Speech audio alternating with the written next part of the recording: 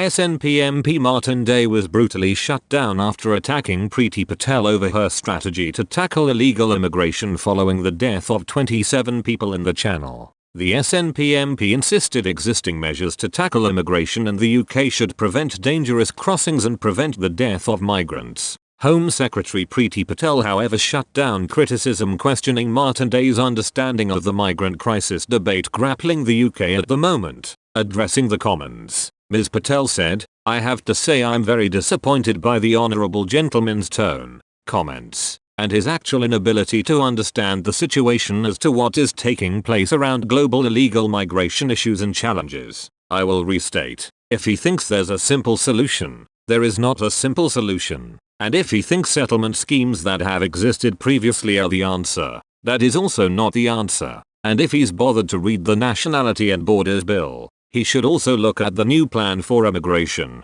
Importantly, some of the wider reforms that are required to our asylum system so that our asylum system actually becomes fit for purpose, so that it meets the needs of the people claiming asylum. We need to have a differentiated approach to stop economic migrant masquerading as asylum seekers." She continued, "Safe and legal routes absolutely, and if only he joined in previous debates, or previous statements and questions, he would have heard me saying the very purpose of safe and legal routes is to create the right kind of resettlement path so that people who are fleeing persecution and oppression in countries for a whole range of reasons, that will create a legal path to make claims from outside the United Kingdom so they won't have to come here, and when they do come here they are literally supported in the right way in terms of accommodation, resettlement, so they can start their new lives in the United Kingdom." I think it's such a shame that, once again, the SNP, a party that has failed to support asylum seekers and their own local authorities,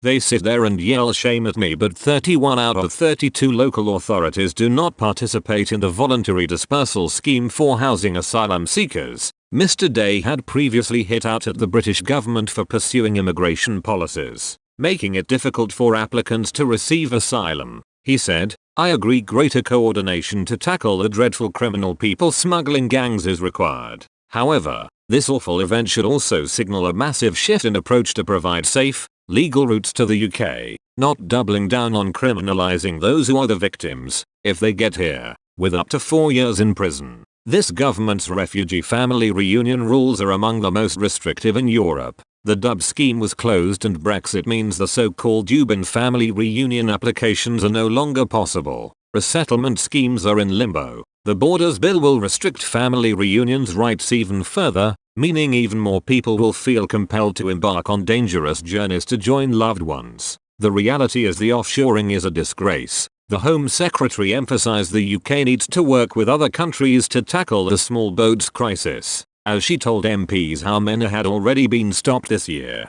Ms. Patel said she was glad French President Emmanuel Macron had indicated his determination to stop the vile people smuggling gangs and to work closely with all partners across Europe. She told MPs, "I've literally just spoken again with my French counterpart Minister Darmanin, and I've once again reached out and made my offer very clear to France in terms of joint France and UK cooperation, joint patrols to prevent these dangerous journeys from taking place. I've offered to work with France to put officers on the ground and do absolutely whatever is necessary to secure the area so that vulnerable people do not risk their lives by getting into unseaworthy boats."